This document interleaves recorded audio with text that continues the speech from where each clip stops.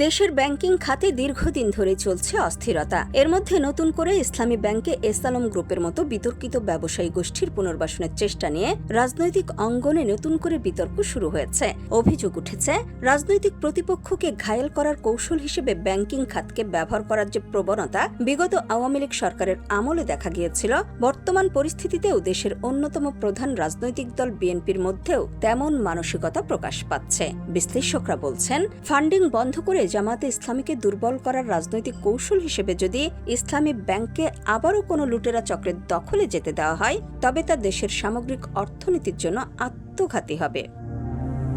বিগত সরকারের পতনের পটভূমি বিশ্লেষণ করলে দেখা যায়, রাজনৈতিক আন্দোলনের চেয়েও বড় অনুঘটক হিসেবে কাজ করেছিল তীব্র অর্থনৈতিক সংকট। দীর্ঘ সময় ধরে দেশের ব্যাংকিং খাত থেকে ঋণের নামে লাখ লাখ কোটি টাকা তুলে নিয়ে বিদেশে পাচার করার কারণে অর্থনীতিতে একটি ধারাবাহিক নেতিবাচক প্রতিক্রিয়া তৈরি হয়েছিল। প্রবাসী আয় ও রপ্তানি আয়ের ডলার সময়মতো দেশে না আসায় বৈদেশিক মুদ্রার তীব্র সংকট দেখা দেয়, যার সরাসরি প্রভাব পড়ে টাকার মানে। এর ফলে নিত্য প্রয়োজনীয় পণ্যের দাম সাধারণ মানুষের নাগালের বাইরে চলে যায় এবং জ্বালানি আমদানির অভাবে দেশজুড়ে তীব্র লোডশেডিং শুরু হয়। শিল্প উৎপাদন ও কর্মসংস্থান কমে যাওয়ায় বিক্ষুব্ধ মানুষের ধৈর্যের বাঁধ ভেঙে যায়, যা গত জুলাইয়ে ছাত্র জনতার গণ অভ্যুত্থানে রূপ নেয়।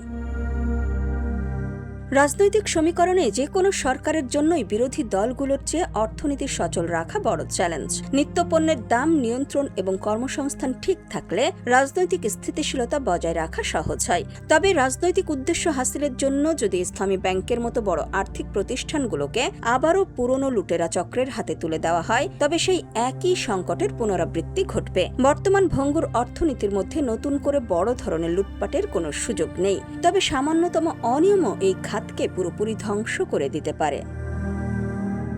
বাংলাদেশ ব্যাংকের তথ্য অনুযায়ী দেশের ব্যাংকিং খাত থেকে ঋণের নামে প্রায় 5 লাখ কোটি টাকা গায়েব হয়ে গেছে, যার বিপরীতে কোনো উপযুক্ত জামানত বা বন্ধক নেই। এর মধ্যে কেবল একটি নির্দিষ্ট গোষ্ঠীই নিয়েছে 2,25,000 কোটি টাকা। অথচ দেশে তাদের যে পরিমাণ সম্পদ বা শেয়ার রয়েছে, তার মূল্য 20 থেকে 25,000 কোটি টাকার বেশি নয়। এই বিশাল অঙ্কের অর্থ পাচারের প্রক্রিয়ায় রাজনৈতিক ও প্রশাসনিক বিভিন্ন স্তরে অর্থ ভাগাভাগি হওয়ায় এই অর্থ আর কখনোই ব্যাংকিং ব্যবস্থায় ফেরত আনা সম্ভব নয় বলে মনে করছেন সংশ্লিষ্টরা।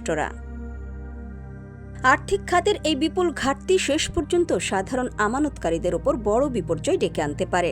ব্যাংকগুলো দেউলিয়া হলে পুরো অর্থনীতি ভেঙে পড়বে। আবার আমানতকারীদের টাকা ফেরত দিতে সরকার যদি নতুন করে টাকা ছাপে, তবে মূল্যস্ফীতি এমন পর্যায়ে পৌঁছাবে যা সাধারণ মানুষের জীবনযাত্রাকে বিপর্যস্ত করে তুলবে। এই পরিস্থিতিতে রাজনৈতিক লাভ ক্ষতির হিসাবের ঊর্ধ্বে উঠে ব্যাংকিং খাতকে রক্ষা করা সরকারের জন্য সবচেয়ে বড় পরীক্ষা। রাজনৈতিক প্রতিপক্ষকে দুর্বল করার নামে আর্থিক খাতে যে কোনো ধরনের বিশৃঙ্খলা বা সমঝোতা পুরো দেশের অর্থনীতি এবং বর্তমান সরকারের অস্তিত্বকে সংকটে ফেলতে পারে। ডেস্ক রিপোর্ট, সোনালী নিউজ।